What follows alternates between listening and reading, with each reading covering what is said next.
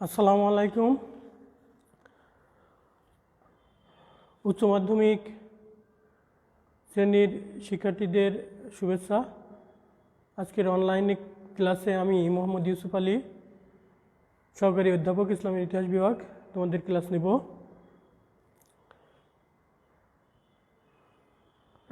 নিশ্চয় তোমরা সুস্থ আছো। আমি বরাবরের মতো তোমাদের আজকে খুলাফায়ে রাশেদিন থেকে আলোচনা করব। এর আগেও আমি এই অধ্যায় থেকে আলোচনা করছি। সেখানে যে বিষয়ে আমরা আলোচনা করছিলাম নিশ্চয় তোমরা তোমাদের পাঠ্য বইয়ে সেগুলো দেখেছ। সেখানে আমরা আলোচনা করছিলাম কিভাবে খিলাফতের উৎপত্তি ঘটে, খুলাফায়ে রাশেদিন বলতে কি বোঝায়, খুলাফায়ে রাশেদিনের প্রথম খলিফা হযরত আবু বকর রাদিয়াল্লাহু আনহু, দ্বিতীয় খলিফা হযরত ওমর রাদিয়াল্লাহু আনহু এর খিলাফতকাল সম্বন্ধে আলোচনা করছি।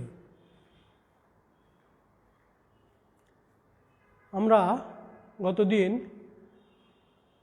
খুলাফায়ে রাশেদিনের দ্বিতীয় খলিফা হযরত ওসমান রাদিয়াল্লাহু আনহুর শাসন ব্যবস্থা সম্বন্ধে আলোচনা করছিলাম। তার আগে আমরা আলোচনায় দেখছি যে মুসলমানরা কিভাবে আরব উপদ্বীপের বাইরে পারস্য, সিরিয়া, প্যালেস্টাইন, মিশর এই সমস্ত দেশগুলো বিজয় করে। এবং সেখানে আমরা দেখছিলাম যে মুসলমানরা শুধু এই দেশগুলো বিজয় করে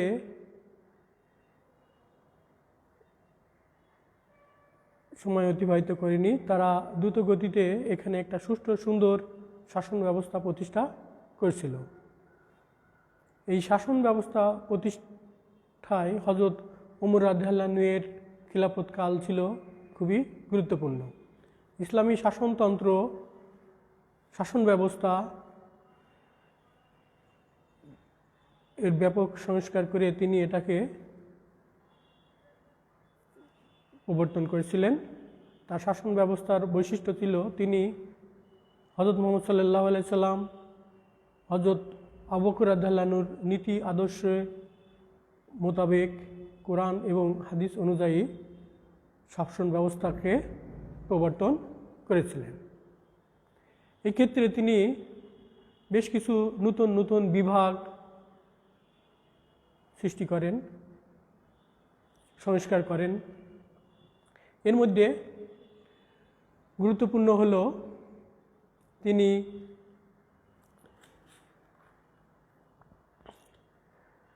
রাজস্ব ব্যবস্থাকে ঢেলে সাজিয়েছিলেন। এটাকে হযরত ওমর রাদিয়াল্লাহু আনহু এর দিওয়ান বলেও আমরা জানি। তো এই রাজস্ব ব্যবস্থা একটা রাষ্ট্রের জন্য খুবই গুরুত্বপূর্ণ। তার সময়ে তিনি রাজস্ব ব্যবস্থাকে যেভাবে ঢেলে সাজিয়েছিলেন, এই রাজস্ব ব্যবস্থার রাজস্বের উৎস ছিল যাকাত, জিজিয়া, গানিমত, খারাজ, আলফে, উসর।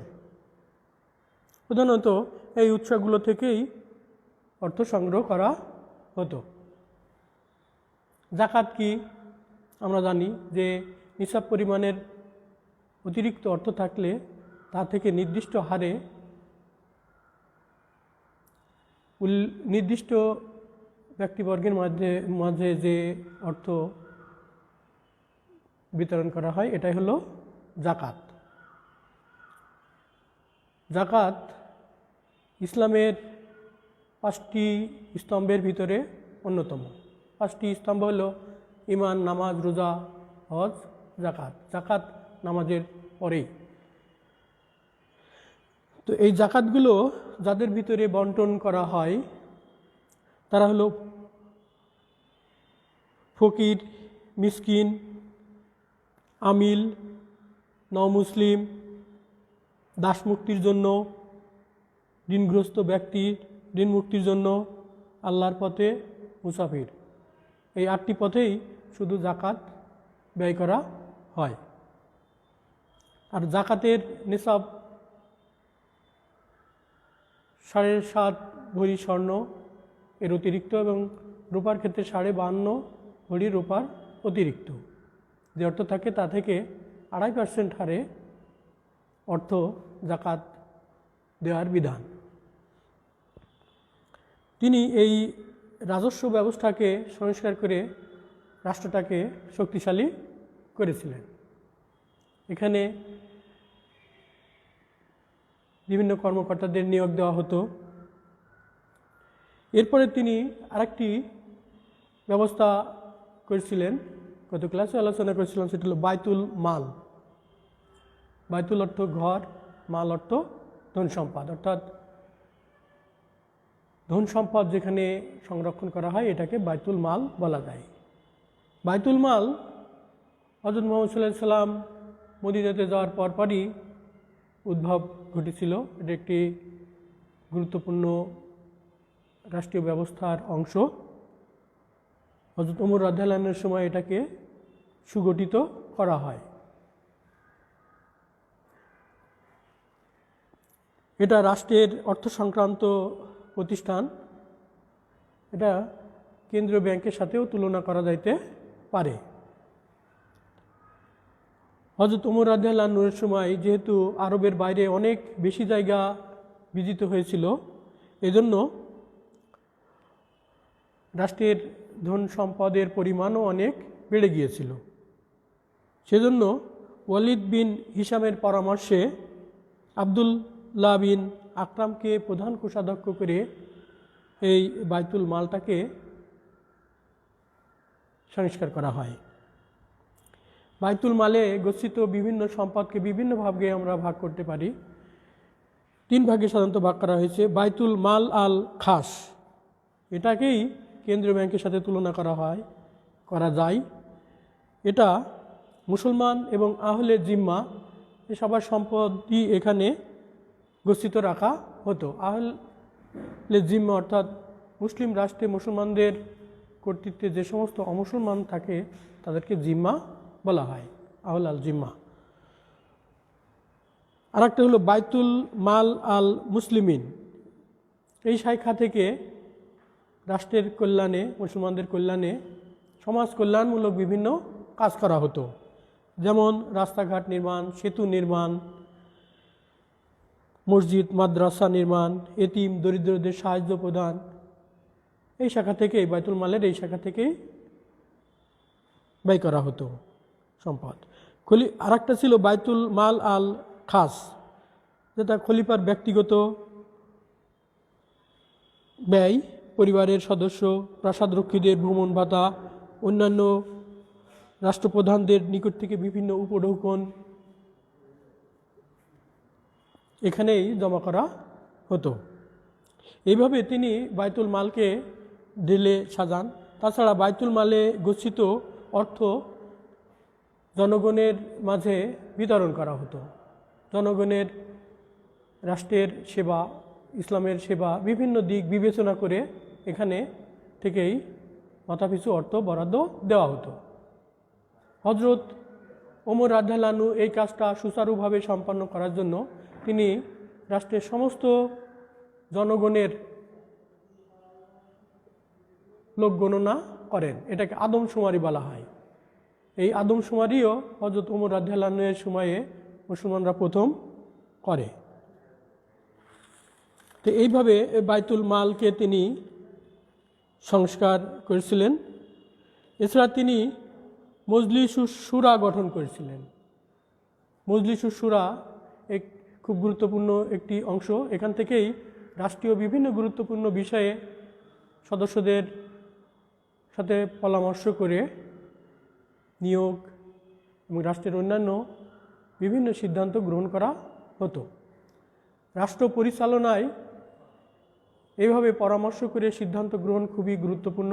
হযরত ওমর রাদিয়াল্লাহু আনহু বলেছিলেন, পরামর্শ ব্যতীত কোনো রাষ্ট্র সুষ্ঠুভাবে পরিচালনা করা সম্ভব নয়। এখন পৃথিবীর প্রায় সব দেশেই পার্লামেন্ট আসে। মুসলমানদের এই মজলিসুস শুরাটাকেও পার্লামেন্টের সাথে তুলনা করা যেতে পারে।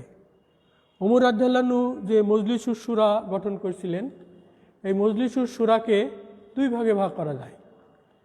একটা হলো মজলিস আল আম, আর একটা মজলিস আল খাস। মজলিস আল আম এটা একটা গুরুত্বপূর্ণ পরিষদ। এখান থেকে রাষ্ট্রের বিভিন্ন সিদ্ধান্ত এই সদস্যদের সাথে আলোচনা করে নেওয়া হতো। এই সদস্য হিসাবে ছিলেন বিভিন্ন প্রদেশের শাসনকর্তা, মদিনার গণ্যমান্য ব্যক্তিবর্গ, আনসার, মুহাজির, তাদের সাথে বিভিন্ন বিষয়ে আলাপ আলোচনা করে সিদ্ধান্ত নেওয়া হতো।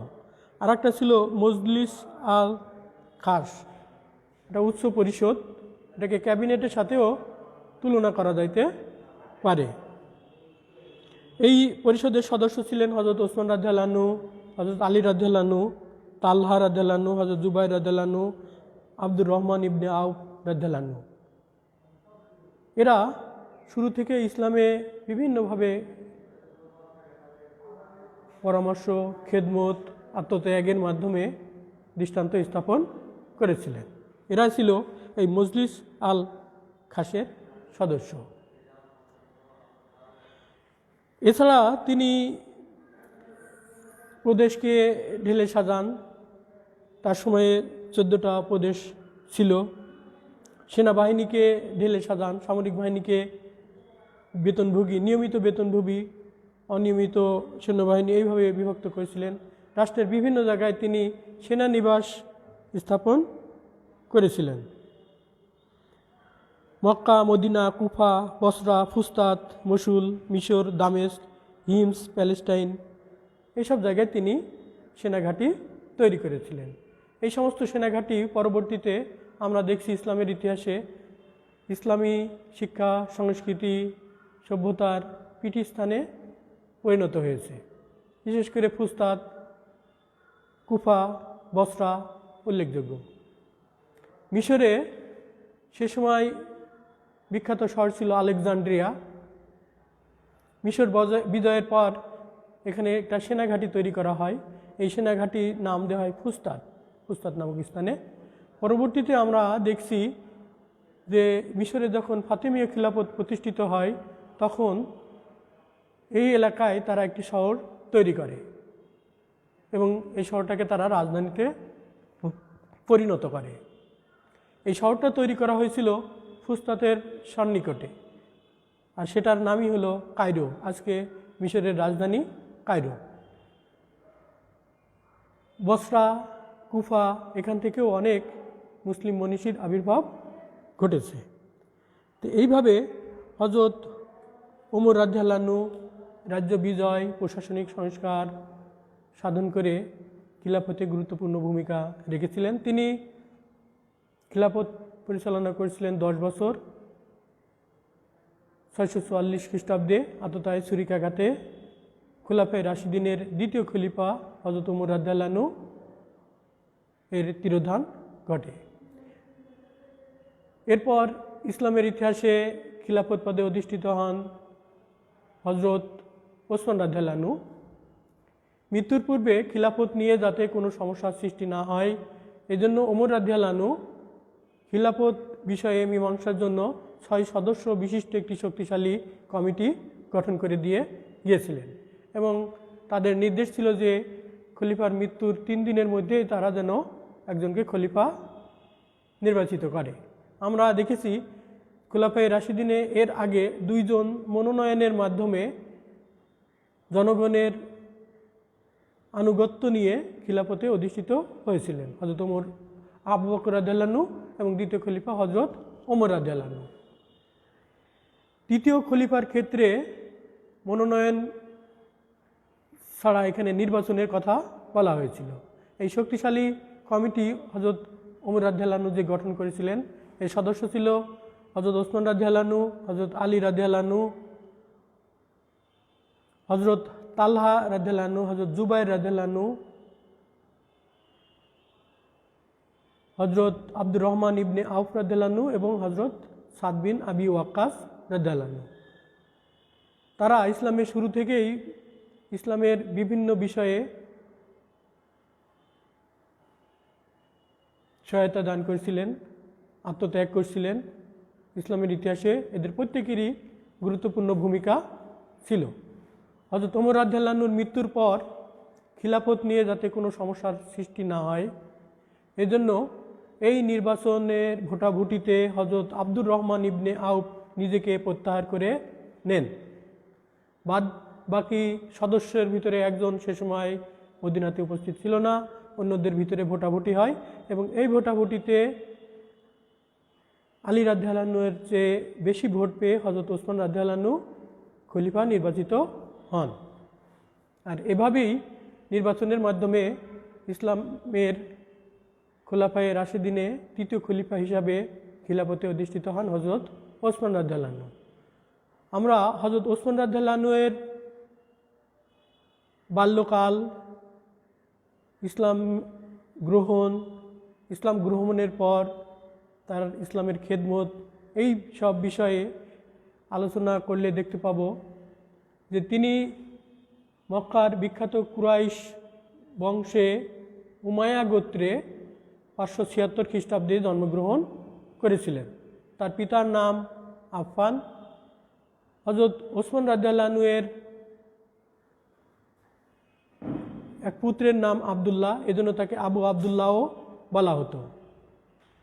হযরত মুহাম্মদ সাল্লাল্লাহু আলাইহি সাল্লামের কন্যা রুকায়ার গর্ভে এই আবদুল্লাহর জন্ম হয়েছিল। হযরত ওসমান রাদিয়াল্লাহু আনহু সে সময় মক্কার বিখ্যাত ব্যক্তিদের ভিতরে অন্যতম ছিলেন। পেশায় তিনি ছিলেন ব্যবসায়ী এবং ব্যবসা বাণিজ্য করে তিনি প্রচুর ধন সম্পদ অর্জন করেছিলেন। এজন্য তার একটি নাম ছিল গনি। আমরা ওসমান গনি নামেও তাকে চিনি। হযরত আবু বকর রাদিয়াল্লাহু আনহুর সাথে তার ভালো বন্ধুত্বের সম্পর্ক ছিল। হযরত মুহাম্মদ সাল্লাল্লাহু আলাইহি সাল্লাম যখন প্রথম দিকে ইসলাম প্রচার করেন, তখন তিনি হযরত আবু বকর রাদিয়াল্লাহু আনহুর বন্ধুত্বের সূত্র ধরেই ইসলাম ধর্ম গ্রহণ করেছিলেন। তার ইসলাম ধর্ম গ্রহণ করার পর আরবের কুরাইশরা, বিশেষ করে উমাইয়া গোত্রের লোকেরা তার উপরে বিভিন্ন ধরনের নির্যাতন করে। তার চাচার নাম ছিল হাকাম। হাকাম ইসলামের ঘোর শত্রু ছিল। হযরত ওসমান রাদিয়াল্লাহু আনহুর সাথে হযরত মুহাম্মদ সাল্লাল্লাহু আলাইহি সাল্লামের কন্যা রোকায়ার বিয়ে হয়। কুরাইশদের অত্যাচারে মুসলমানরা যখন হিজরত করে মক্কা থেকে হিজরত করেন, প্রথমে আবিসিনিয়ায় হিজরত করেছিল। এই দলে হযরত ওসমান রাদিয়াল্লাহু আনহু ছিলেন। হযরত মুহাম্মদ সাল্লাল্লাহু আলাইহি সাল্লাম হিজরত করে মক্কা থেকে মদিনায় যাওয়ার পর তিনি মদিনাতে হিজরত করেছিলেন। তার হযরত মুহাম্মদ সাল্লাল্লাহু আলাইহি সাল্লামের কন্যা রোকায়ার সাথে প্রথমে বিয়ে হয়। রোকায়ার মৃত্যুর পরে হযরত মুহাম্মদ সাল্লাল্লাহু আলাইহি সাল্লামের আরেক কন্যা উম্মে কুলসুমের সাথে দ্বিতীয় বিয়ে হয়। এজন্য হযরত ওসমান রাদিয়াল্লাহু আনহুকে বলা হয় জুন্নুরাইন, অর্থাৎ দুই জ্যোতির অধিকারী। মদিনাতে হিজরত করার পর মদিনায় ইসলামী রাষ্ট্র প্রতিষ্ঠা, সমাজ প্রতিষ্ঠায়ও হযরত ওসমান রাদিয়াল্লাহু আনহু হযরত মুহাম্মদ সাল্লাল্লাহু আলাইহি সাল্লামকে বিভিন্নভাবে সহায়তা করেছিলেন। হযরত ওসমান রাদিয়াল্লাহু আনহু সে সময় মদিনাতে যে পানির কষ্ট ছিল, জল কষ্ট ছিল, এই কষ্ট থেকে ওখানকার অধিবাসীদের রক্ষা করার জন্য কূপ খনন করেছিলেন। সেই কূপ খনন করার ক্ষেত্রেও তিনি অর্থ সহায়তা দিয়েছিলেন। এটাই সেই বিখ্যাত বীর রুমা নামে পরিচিত। তো এইভাবে ইসলামের তিনি খেদমত করেছিলেন। বিভিন্ন সময় যে যুদ্ধ হয়, সেই যুদ্ধে অংশগ্রহণ করেছিলেন। যুদ্ধের ব্যয়ভারও বহন করার ক্ষেত্রে গুরুত্বপূর্ণ ভূমিকা পালন করেছিলেন। তো হযরত ওসমান রাদিয়াল্লাহু আনহু খিলাফতে অধিষ্ঠিত হওয়ার পর তিনি মোট 12 বছর খিলাফতে অধিষ্ঠিত ছিলেন। এর ভিতরে 6 বছর নির্বিঘ্নে তার খিলাফতকাল অতিবাহিত হয়। এ সময় তিনি ইসলামের নীতি আদর্শ অনুসরণপূর্বক রাষ্ট্র পরিচালনা করতে থাকেন। তার সময়ে দুই ধরনের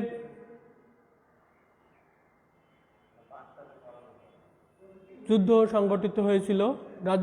নতুন রাজ্য জয় করার জন্য কিছু অভিযান প্রেরিত হয় এবং পুরাতন যে সমস্ত রাজ্য ছিল সেখানে যে বিদ্রোহ এবং বৈচিত্র্যের আক্রমণ ঘটে সেগুলোকে তিনি দমন করেছিলেন। এই সময় তার সাম্রাজ্যের দুই দিক, পূর্ব দিক এবং পশ্চিম দিক, এই দুই দিকেই তিনি অভিযান প্রেরণ করেছিলেন। তার পূর্ব অঞ্চলে ছিল মধ্য এশিয়া, পারস্য, এই সমস্ত এলাকা। পারস্যের পুরাতন শাসনকর্তা ইয়াজদিগড তিনি পারস্যের পার্বত্য অঞ্চলে সৈন্য সংগ্রহ করে শক্তি সঞ্চয় করেন এবং মুসলমানদের বিরুদ্ধে বিদ্রোহ করে। এই বিদ্রোহ দমন করার জন্য তিনি বসরার শাসনকর্তাকে সেখানে প্রেরণ করেন। ইয়াজদিগডকে পরাস্ত করা হয়।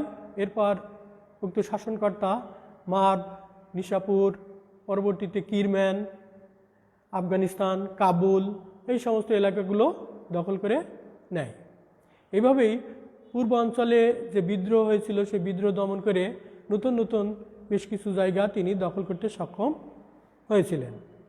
এই সময় পশ্চিমাঞ্চলেও ব্যাপক বিশৃঙ্খলা দেখা দেয়। এই পশ্চিমাঞ্চলে ছিল মিশর, উত্তর আফ্রিকা। পূর্বে মিশর এবং উত্তর আফ্রিকার এই সমস্ত এলাকাগুলো ছিল রোমান সাম্রাজ্যের অধীনে। রোমান সম্রাট তার এই এলাকার যে শাসনকর্তা ছিল নাম গ্রেগরি, তিনি ত্রিপলিতে অবস্থান করছিলেন।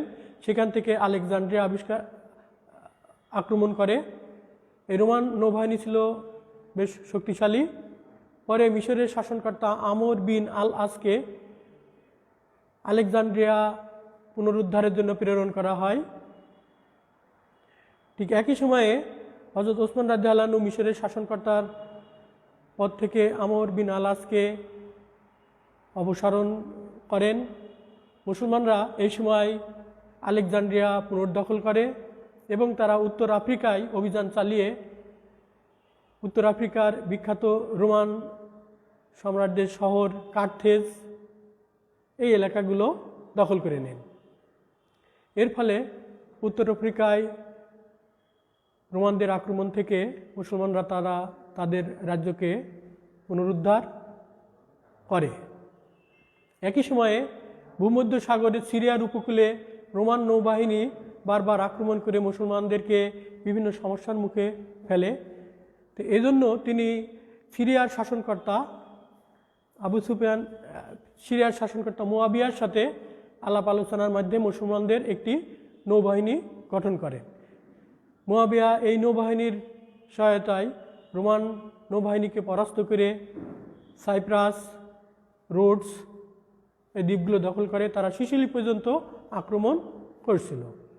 এইভাবে হযরত ওসমান রাদিয়াল্লাহু আনহু তার সময়ে বিভিন্ন বিদ্রোহ বিশৃঙ্খলা পূর্ব এবং পশ্চিম অঞ্চলে দমন করে নতুন নতুন রাজ্য দখল করেন। তিনি হযরত ওমর রাদিয়াল্লাহু আনহু এর অনুরূপ শাসন ব্যবস্থা বহাল রেখেছিলেন এবং সেভাবেই রাষ্ট্র পরিচালনা করতেন। কিন্তু তারপরেও তার শাসন আমলের শেষ 6 বছর নির্বিঘ্নে কাটেনি। বিভিন্ন রাজনৈতিক বিশৃঙ্খলা, বিদ্রোহ সংগঠিত হয় এবং এই রাজনৈতিক